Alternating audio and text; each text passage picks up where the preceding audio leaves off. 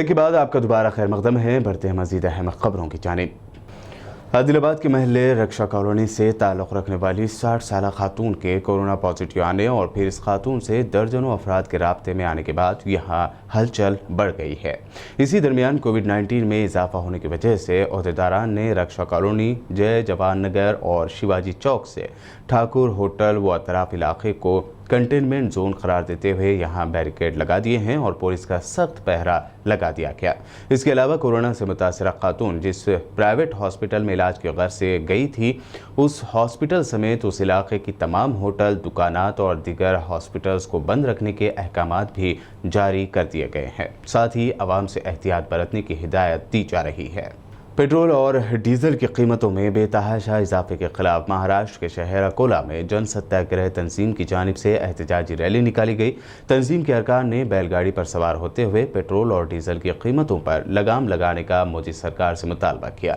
आसिफ अहमद खान की क़यादत में निकाली गई इस एहतजाजी रैली में मोदी सरकार के खिलाफ जमकर नारेबाजी भी की गई। बादशाह मीडिया से बात करते हुए उन्होंने इस बारे में मजीद जानकारी दी। सरकार हो गई बेकार, सरकार हो गई बेकार। पूरी करो, पूरी करो, पूरी करो। डीजल के दाम कम करो, कम करो, हमारी मांगे पूरी करो, पूरी करो, पूरी करो। डीजल के दाम कम करो, कम करो, कम करो। पूरे देश की समस्या है, क्योंकि अचानक डीजल और पेट्रोल के भाव में जो बढ़ोतरी हुई है उससे आम इंसान के जेब पर असर पड़ा है।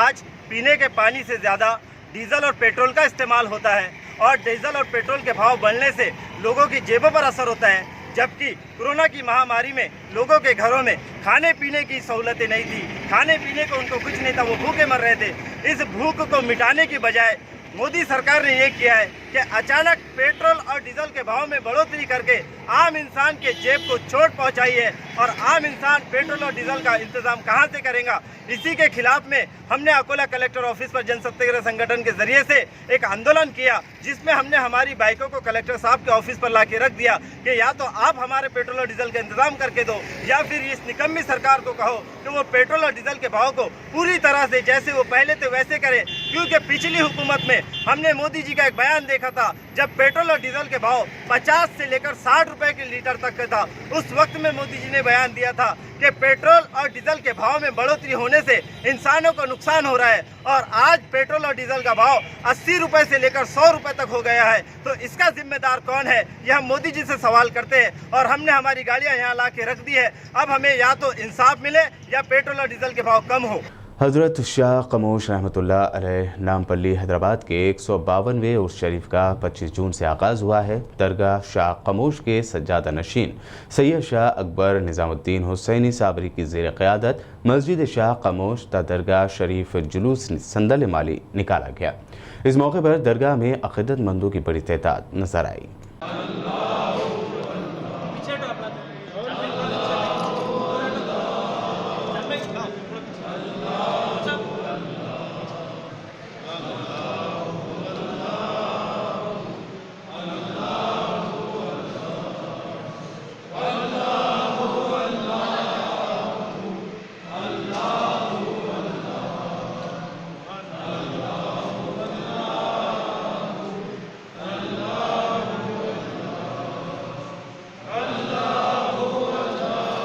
अफसोसनाक खबर सामने आई है कि हज़रत अल्लामा काजी सैयद शाह आज़म अली सूफ़ी अल हुसैनी क़ादरी क़िबला 25 जून जुमेरात को 11 बजे रात इस दारफ़ानी से कूच कर गए। अल्लामा 91 बरस के थे और हार्ट अटैक की वजह से उनका विसाल हो गया।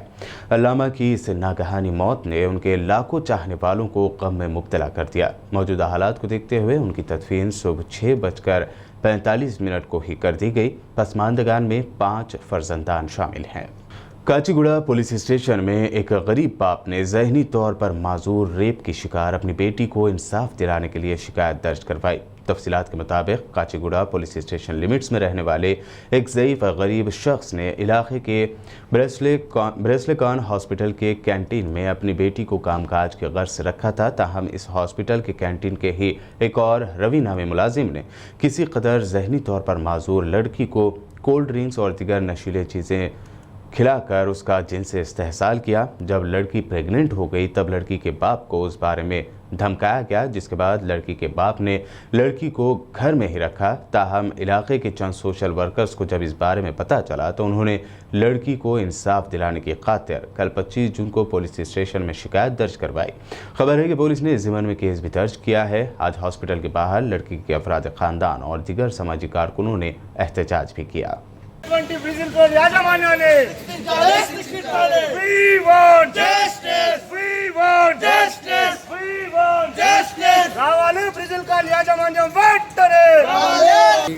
मैं रहता हूँ मौलाली में। कल कुछ काम से मलकाजिरी लालापेट आया था तो इनका हादसा मालूम हुआ। इन लोग जो छुप के रह रहे हैं, डर के, जो सामने वाला अगेंस्ट पार्टी डरा के रखी थी इनको, अगर बाहर नहीं तो मार देंगे जान से बोल के धमकी दिए। तो लॉकडाउन में आए, मालूम हुआ इनको पेरेंट्स को, बच्ची 5 महीने लगे बोल के, उन्होंने शर्म के मारे नहीं बोलिए, डर के मारे नहीं बोलिए। उस वजह से घर में छप के रह गए, किसी को नहीं मालूम था, घर में छुपा दिया बच्ची को। ये कैसा मेरा बाजार में इज्जत जाती बोल के, तो मैं उसको तो घर में से निकल के लोगों घरों में रह रहा था दूर दूर, तो मैं उसको पकड़ के लाके, आप इंसाफ मिलेगा आपको तेलंगाना गवर्नमेंट में ऐसे लोगों को इंसाफ बराबर मिलेगा। तो माओ मैं एक आदमी से मुलाकात कराता हूँ बोल के हमारे सोनू भाई नसरीन मैडम मौलाली के, उनके पास ले आके मुलाकात कराया। तो क्या है आपका माजरा बताओ बोले तो मेरी बेटी के साथ में यहाँ हादसा हुआ। फलाने हॉस्पिटल में बच्ची काम करती थी, तो हम अकेले नहीं गए, मेरे साथ में रवि अन्ना और मेरे हस्बैंड सिद्दीक और मैं, तीनों मिलके इसकी तहकीकात करें, इसके बारे में जानकारी करें। वहाँ जाने के बाद मालूम हुआ कि इनको भी नहीं मालूम था। चेन्नई गए तक, चेन्नई जाने के बाद मालूम हुआ कि बच्ची प्रेग्नेंट है। अभी आप लोग यहाँ कंप्लेंट करें? हाँ, कंप्लेंट कर दिए हम लोग काचीगुड़ा पीएस। लड़की को अब भरोसा सेंटर पीएस लेके गए। वहाँ पर कुछ पूछताछ करना है बोले, ठीक है लेके जाइए। लेकिन बच्ची ऐसी हालत में है, ना उसको मंथ मालूम है, मंथ के 30 दिन मालूम है, ना साल मालूम है, साल के 12 महीने मालूम, उसको कुछ भी नहीं मालूम। ऑलरेडी सीएसआर उससे बात कर चुके हैं। सीएसआर भी यही बोले हमको कि बच्ची को कुछ भी नहीं मालूम। क्या हम समझ सकते हैं वो बच्ची किस हालत में है? कोरोना वबा के दौरान सेक्स रैकेट्स में इजाफा हुआ है। हैदराबाद के पौश इलाके जुबली हिल्स में पुलिस ने कार्रवाई करते हुए वेलनेस सेंटर की आड़ में जिस्म फरोशी का धंधा बेनकाब किया। इस सिलसिले में जुबली हिल्स पुलिस ने इस सेक्स रैकेट को चलाने वाली टी सैलजा के अलावा 2 कस्टमर्स को भी गिरफ्तार कर लिया है। वहीं पुलिस ने नॉर्थ इंडिया की चंद सेक्स वर्कर्स को भी छुड़ाया। वहीं इस मामले का एक और अहम मुलजिम सैलजा का शोहर टी परमेश्वर राव फरार बताया गया है। पुलिस ने बताया कि ये दोनों मियाँ बीबी वेबसाइट के जरिए लड़कियों की फोटोज पोस्ट करते हुए ऑनलाइन कस्टमर्स ढूंढते थे। జూబ్లీస్లోని రోడ్ నెంబర్ 25 ఫ్లాట్ నెంబర్ 321 ఇంట్లో ఒక అవని వెల్నెస్ సెంటర్ పేరుతోని స్పా నడుస్తుంది. అందులో వ్యభిచారం నడుస్తుందని చెప్పేసి ఇన్ఫర్మేషన్ రావడంతో నేను మా స్టాఫ్ పోయేసి రైడ్ చేయడంతో ఇక్కడ ఒక లేడీ శైలజ, టీ శైలజ, ఈమె వెంకటగిరిలో ఉంటుంది. తను ఆమె యొక్క భర్త పరమేశ్వర్, వీళ్ళు నార్త్ ఇండియా నుండి కొంతమంది అమ్మాయిలను తీసుకొని వచ్చేసి వ్యభిచారం నడిపిస్తున్నట్టుగా తెలియడం జరిగింది. లోపలికి పోయి చూస్తే అందులో 2 మేల్ కస్టమర్స్ ఉన్నారు, కొత్త 2 సెక్స్ వర్కర్స్ ఉన్నారు, కొత్త కింద ఒక మేనేజర్ ఉంది. వీళ్ళందరినీ కూడా అదుపులో తీసుకొని ఈరోజు డిమాండ్ చేయడం జరిగింది. ఈ శైలజ కస్టమర్స్ని లోకాంటో వెబ్సైట్ ద్వారా వీళ్ళని కాంటాక్ట్ చేసి కస్టమర్స్ను అట్రాక్ట్ చేస్తుంది. వీళ్ళకు ఈ సెక్స్ వర్కర్కి నెలకి ₹1,00,000 వీళ్ళకు ఇచ్చి దేశంలోని వివిధ ప్రాంతాల నుండి తీసుకొని వచ్చేసి ఈ వ్యభిచారం అనేది నడుపుతూ ఉన్నారు. स्पेशल ऑपरेशन टीम एलबी नगर जोन और अब्दुल्लापुर मेट पुलिस ने मुश्तरका कार्रवाई करते हुए गांजा रैकेट बेनकाब किया है। पुलिस ने करीब 81 किलोग्राम गांजा, 2 कार, 9 मोबाइल फ़ोन और 1,45,000 रुपए कैश भी जब्त कर लिया है। पुलिस ने गांजा फरोख्त करने वाले करीब 7 अफराद को भी हिरासत में लेते हुए उन्हें मीडिया के रूबरू पेश किया। रच्चाकोंडा पुलिस कमिश्नर महेश भगवत ने प्रेस कॉन्फ्रेंस में इस केस की मजीद जानकारी दी। పోలీసుతో కలిసి పట్టుకున్న 81 kg గాంజాయి, దానితో పాటు 2 కార్, ఒక మహేంద్ర TUV 300, ఇంకొక Mahindra XUV 300 vehicle, cash 1,45,000, 9 mobile phones, మొత్తం ఇది 30 లక్షల విలువ ఉన్న ఈ ప్రాపర్టీ అది రికవరీ చేయడం జరిగింది.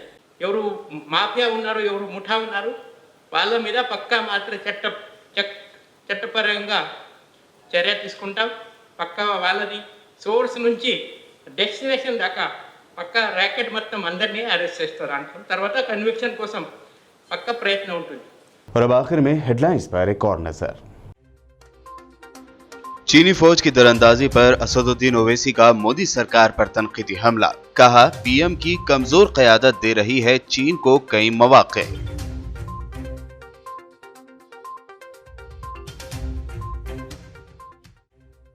चीनी फौज के झड़प में शहीद फौजियों के लिए कांग्रेस ने मुल्क भर में रखे प्रोग्राम्स। शहीदों को पेश किया गया खराज। मोदी सरकार पर की गई कड़ी तनकीद।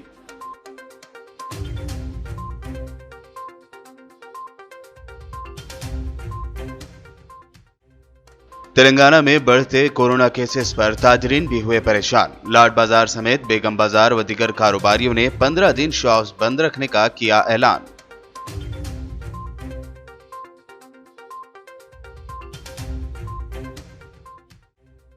हैदराबाद किराना मर्चेंट एसोसिएशन और सैनिटरी डीलर्स एसोसिएशन का भी अहम ऐलान। एक हफ्ते तक बंद रखी जाएंगी दुकानें। कोरोना केसेस में इजाफे को देखते हुए लिया गया फैसला।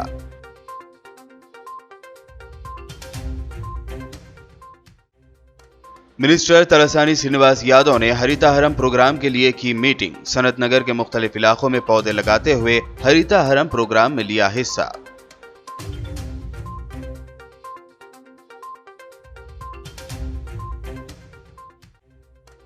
और हजरत अल्लामा क़ाज़ी सैयद शाह आज़म अली सूफ़ी 91 बरस में कर गए इंतकाल। अल्लामा की इस नागहानी मौत ने उनके लाखों चाहने वालों को कर दिया गमज़दा।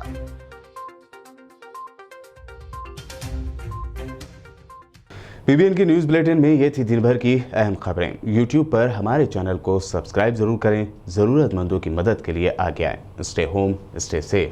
देखते रहिए पीबीएन चैनल।